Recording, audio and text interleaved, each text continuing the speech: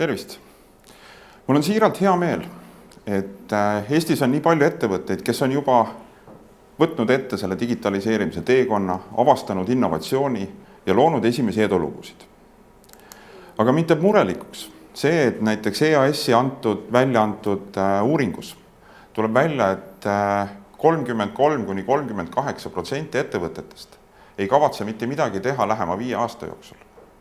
Ja veel rohkem teeb mind murelikuks see, et need ettevõtted, kes ei kavatse midagi teha, see põhjus on selles, et nad ei näe vajadust. Miks on siis nii? Miks on nii, et paljud ettevõtted ei näe digitaliseerimises väärtust? Kas ehk põhjus võib olla selles, et me oleme siiski selle teema kuidagi jätnud nagu kaugeks või võõraks, kas see on täis võõraid sõnu, akronüüme, IoT, robotiseerimine, transformatsioon, Industry 4.0, kõik need sõnad. Kas need ajavad segadusse ja selles on keeruline orienteeruda? Või on asi selles, et me ei oska lihtsalt seda väärtust arvutada? Et palju on ju räägitud sellest, et digi ja IT maailma investeeringute, et see on mingisugune selline ummäärane asi ja sellel ei saagi nagu kasu arvutada. Ju ikka saab. Ja kindlasti on üks põhjus see, et paljud ettevõtted tunnevad ennast sellel teekonnal üksi. Et kõikides nendes tehnoloogiates orienteerumine, kogu selle teekonna loomine, loomulikult see on esialgu võib tunduda võõras. Aga nii nagu teil on ümber head partnerid, teil on olemas kodupank, kes haldab teie või aitab teil neid rahaasju korras hoida. Teil on kindlasti olemas oma maksunõustaja, kelle käest küsida, kuidas seaduse pügalates paremini orienteeruda. Vahest kasutatakse juhtimiskonsultante oma strateegia ümberkorraldamisel või ettevõtte muutumiseleks. Kui HR meeskond endal ei ole piisavalt suur või ei ole eraldi osakonda selleks üldse, siis ju kasutatakse ka värbamiskonsultante. Kinnisvaratehinguid teete ikkagi eksperdi nõu järgi. Seadmed, masinad, kõik, mis teil tehastes ettevõttes kuskil on, tõenäoliselt on nendel mõni lepinguline hoolduspartner, audiitorid lõpuks, juristid.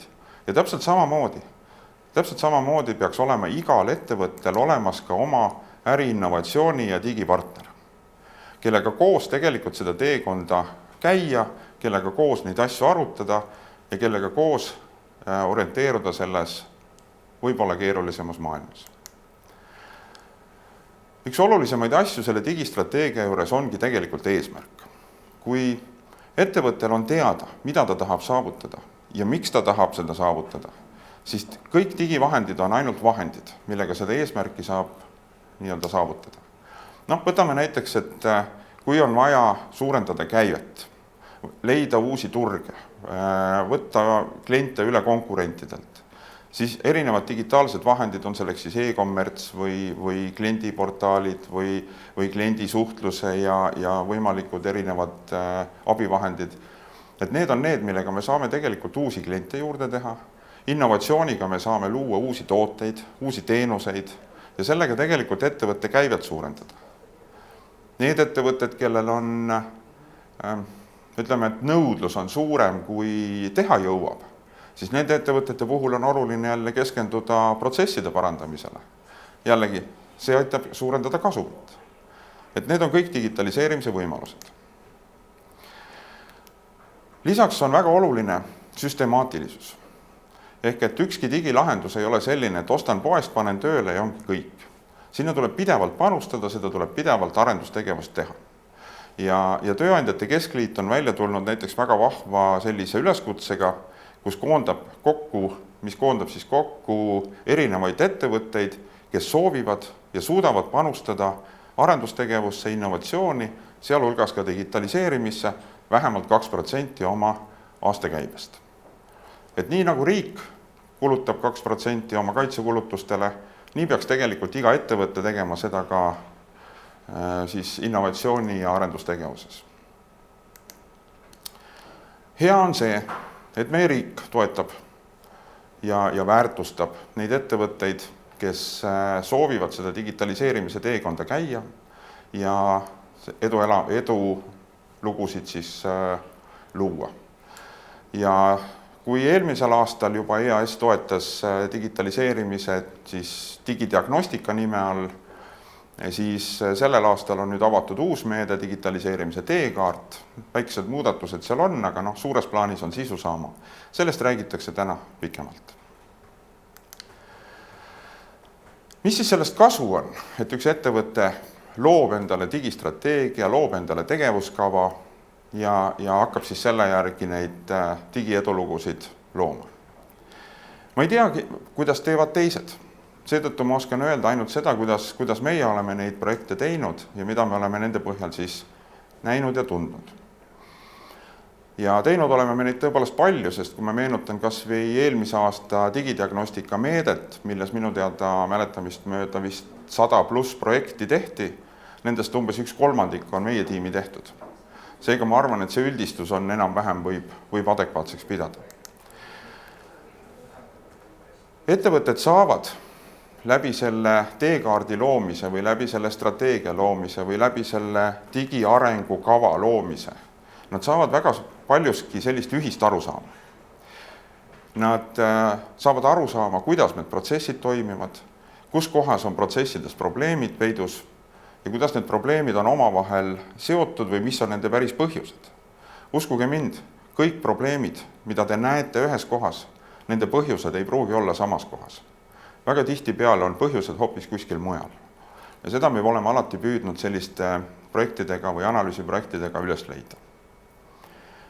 Lisaks saab ettevõte teada või proovime üles leida võimalusi, mis on ettevõttes olemas, aga kasutamata. Nii mõnedki kliendid on mulle pärast öelnud, et tead, et ma ei teadnudki, et meil on need ja need asjad kõik olemas ja ainult natukene pidime kohendama ja näed, saimegi need asjad hoopis tööle ja vaata, kui täitsa kasumlik. Ja kindlasti saavad ettevõtted selle teekaardi loomise ajal vastuseid. Vastuseid väga erinevatele küsimustele. Näiteks kõige põletavam küsimus on alati see, et kus kohas mu raha põleb. Millises tarnelahelas mul on kõige suuremad raiskamised. Siis saadakse vastuseid jällegi nendele samade probleemide kohta, kus need probleemid on, mis neid põhjustab, kuidas neid lahendada oleks võimalik. Tavaliselt uurime ka seda, mis on enne tehtud, miks enne eelmised need tegevused ehk ei ole andnud soovitud tulemusi. Siis jõuame lahenduste juurde, et kuidas on võimalik probleeme lahendada, mis tehnoloogiaid on võimalik seal kasutada. Ja kõige lõpuks loomulikult, mis on selle asja kasu.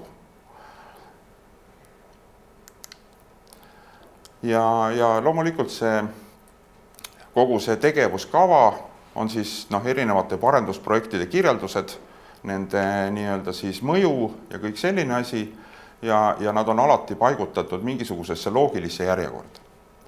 Et vahel tuleb teha kiired asjad ära selleks, et teha suuri asju natukene hiljem.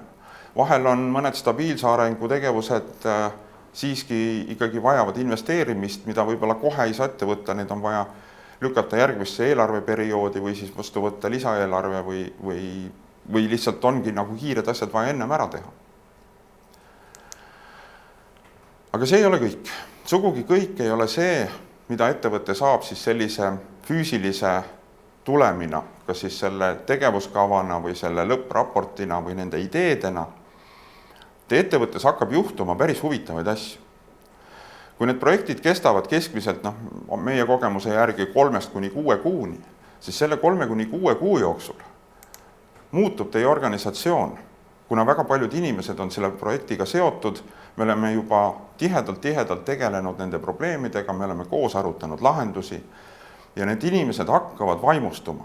Nad hakkavad oluliselt rohkem vaimustuma innovatsioonist, nad saavad nagu sellist digivisionääri tunnetust endas ja uskuge mind, need inimesed on teile pärast seda kulla väärtusega, sest nemad hakkavad igapäevaselt sellist innovatsioonide ettevõttes edasi kandma.